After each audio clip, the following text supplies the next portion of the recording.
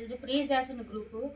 ఇది ఒక సమస్య కాదు, లోకం అంతా జరుగుతుంది. ఇది ప్రభుత్వం దీనికి చర్య తీసుకోవాలని కోరుకుంటున్నాము. కానీ బ్యాంకింగ్ వాళ్ళని వచ్చి వాళ్ళు ఒత్తిడి చేస్తాము, వాళ్ళని కించపరిచి మాట్లాడతాం.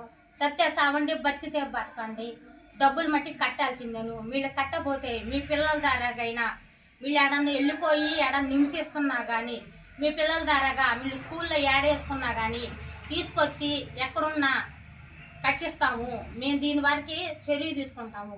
వీళ్ళు సావండి, బతకండి అది కట్టమని బ్యాంకింగ్ వాళ్ళు వచ్చి వాళ్ళు ఒత్తిడి చేస్తున్నారు. వాళ్ళేమో బాధపడుతున్నారు, బాధపడి భయపడుతున్నారు. వీళ్ళు రోజువారా మేమందరం కలిసి రోజు డాక్రాల లోన్ తీసుకున్నాము. 26 సంవత్సరాల నుంచి లోన్లు ఇస్తూనే ఉన్నారు, కడతానే ఉన్నాము. 2 సంవత్సరాల నుంచి మేము లోన్లు కట్టలేకపోతున్నాము. 2 సంవత్సరాల నుంచి కట్టాము, 1 సంవత్సరం నుంచి కట్టలేకపోతున్నాము.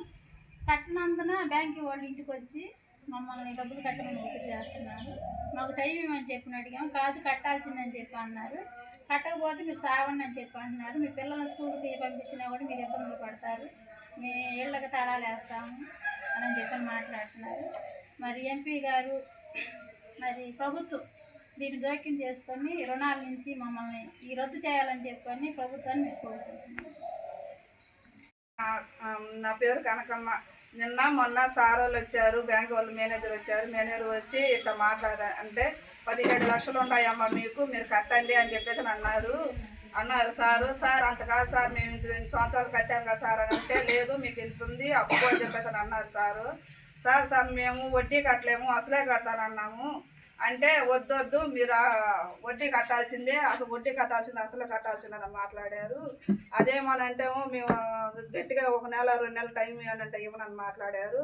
మరి లేకపోతే మీరు చచ్చిపోండి మాకు కట్టాల్సిందే అని మాట్లాడారు సారు. మరి అట్లా ఎందుకు మాట్లాడుతున్నాను సార్, రేపు మా పిల్లల పరిస్థితి ఏంటని సార్ అని అంటే, మీ పిల్లల పరిస్థితి మీరు ఒకవేళ మీరు ఇప్పుడు కట్టకపోయినా కూడా రేపు మీ పిల్లల పరిస్థితి కూడా మేము ఇళ్ళల్లో పాతి పని చేసి బతికే వాళ్ళము. ఇల్లు ద్వారా చేసుకుని బతుకుతున్నాము. మొగళ్ళకి పనులు లేవు, ఆ పనులు లేని ద్వారాగా మేము దోకరా కట్టలేకపోతున్నాము. ఒక పూట గడవకపోయినా కష్టంగా బతుకుతున్నాము. మేము వచ్చి డబ్బులు కట్టాల్సిందే అన్నారు. డబ్బులు కట్టాలంటే సార్ మాకు టైం ఉందండి, డబ్బులు వేస్తాను, మాకేం పనులు లేదు అంటే, కాదమ్మా మీరు కట్టాల్సిందేను అంటే, సార్ మా వాళ్ళంతా చచ్చిపోతామంటున్నారు సార్ అంటే, చస్తే మాకేం బాధ లేదమ్మా, లోకానికి మీరేం తగ్గదు, ఆయన కూడా కట్టాల్సిందేది, లేదంటే పంపిణీలు అయితే నేను లాగేసేస్తాను అన్నారు. అయినా నేను గడ్డం కూడా పట్టుకున్నాను. పట్టుకొని టైం ఇవ్వంటే టైం ఇవ్వను.